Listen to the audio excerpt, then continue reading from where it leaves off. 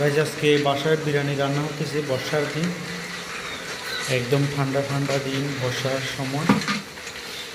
দেখতেছেন বিরিয়ানির জন্য রান্না দুইটা একটা তেলো বলছে হাড্ডি ফাঁক হচ্ছে,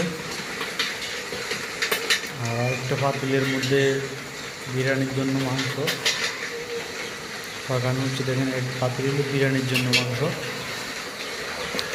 বর্ষার দিনে আসলে বিরিয়ানি সেই টেস্ট, অনেক টেস্ট লাগে বর্ষার সময়।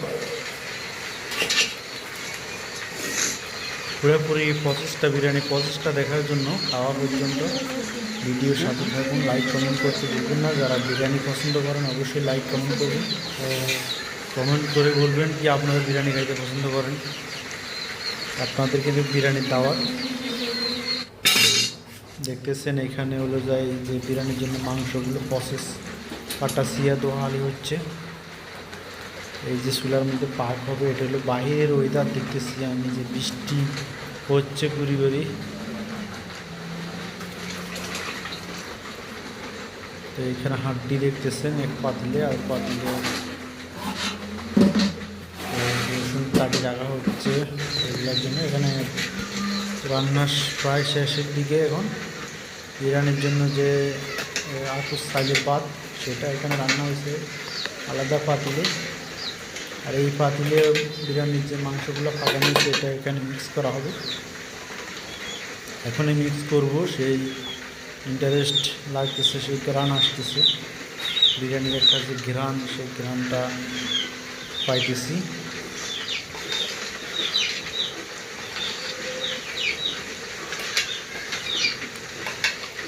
রাইস দেখতেছেন বিরিয়ানির পাক শাক চলতেছে, আর মাংসটাও রান্না হয়ে গেছে, সেরকম মাংসের একটা ঘ্রাণ আসতেছে।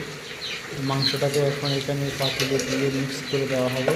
দেখতেছেন মাংসটা কিন্তু মাখা মাখা, বেশি জল রাখা যাবে না, আবার জল ছাড়াও রাখা যাবে না, মাখা মাখা রাখতে হবে।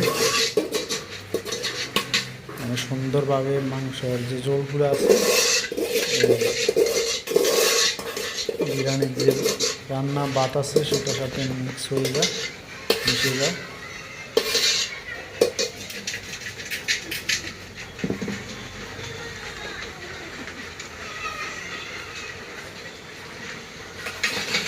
এখন সাইড থেকে দেখতেছেন কীভাবে মিক্স করা হচ্ছে। এইভাবে মিক্স করা হয় বিরিয়ানি।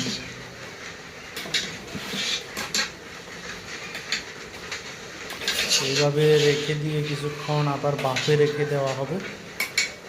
আজকে জুমার দিন এভাবে রেখে দেওয়ার পরে চলে যাব জুমার নামাজ শেষে এসে এই বিরিয়ানিগুলো খাবো ইনশাল্লাহ। এই পাতিলে দেখতেছেন হাঁটি। এই নামাজ শেষে আবারও ফিরে আসলাম, সেই হাঁটিতে একটা দেখলাম, এটা আসলে রুটি দিয়ে খাওয়া হবে সকালবেলা। আর এখানে বিরিয়ানি দেখতেছেন, বিরিয়ানির পাতি, বিরিয়ানিগুলো একদম জড়জড়া ঝুরঝুরা হয়েছে, সেরকম হয়েছে। দেখতেও খুব সুন্দর কালার, টেস্ট হয়েছে, কালারটা অনেক ভালো আসছে বিরিয়ানি। বৃষ্টি পড়তেছে, কিছু টাকা করে চালু